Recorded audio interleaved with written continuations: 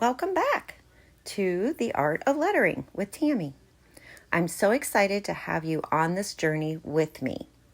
But just a little reminder that I am completely self-taught with no art background, just a lot of trial and error. My lettering styles is not of any formal font, but over the years I picked out letters I liked. Some I added my own style to it. But today's video will be about writing with a calligraphy pen, and if you don't have one, a homemade one with 2 mechanical pencils. Again, using pencils takes a little bit longer with forming the letter, then outlining, erasing out the pencil marks, and then coloring it in. But in later videos, this method will make some beautiful watercolor lettering. So before we start actually lettering, I wanted to share my favorite pen to teach with and also to learn from. It's the Zig Memory System calligraphy pen. It's dual tipped, which I like the large tip when learning, but you can order it from markersupply.com.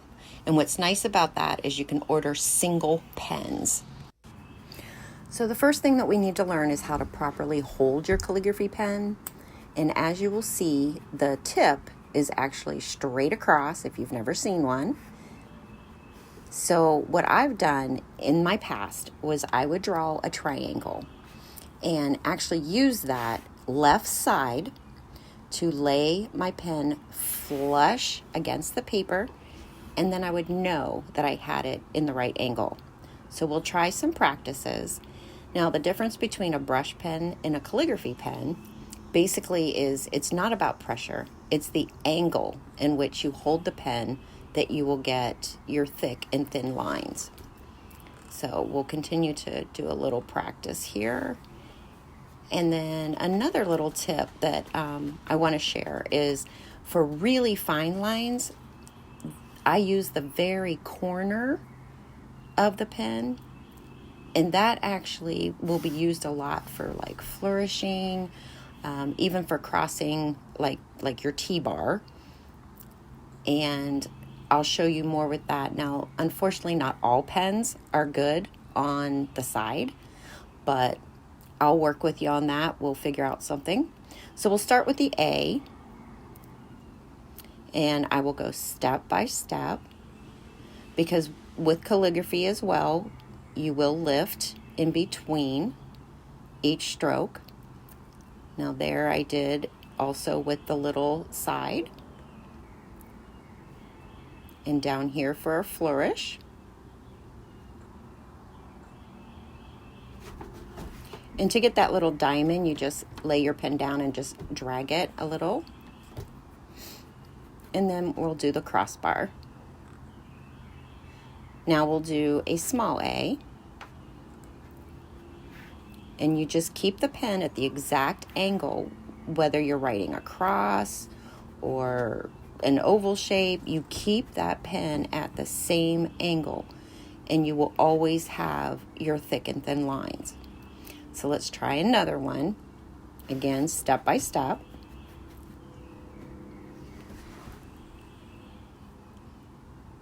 And then a little curve up, and then the side. And then our little triangle or diamond. I call those little hooks, if you'll hear me talk about them with other letters. And then the side again. And another small A.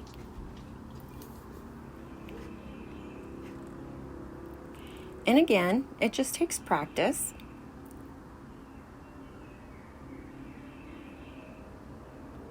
But basically, it's all about the angle. So now we're going to do the exact same thing, but this time using a pencil, or 2 pencils actually taped together, which gives you the same straight edge. And you can use the triangle to get your angle. And you basically do the exact same strokes as you would if you had the calligraphy pen. The biggest thing with doing it with pencil is it does take a little practice of knowing when you go back over your lines of which not to cross over depending on what color you're coloring it in, but we'll get to those details. So I'm actually going to write the big A and the small a, and then I'm going to speed it up for the coloring in part just because it takes so long. But with this one, I actually am showing you 3 different styles of an A. That way you kind of can pick and choose if you like one better than the other, if one might be a little bit easier. So, and then we will get our outlining and speed this bad boy up. So I'm just using a Crayola marker to even do the outlining, erasing out pencil lines, coloring everything in.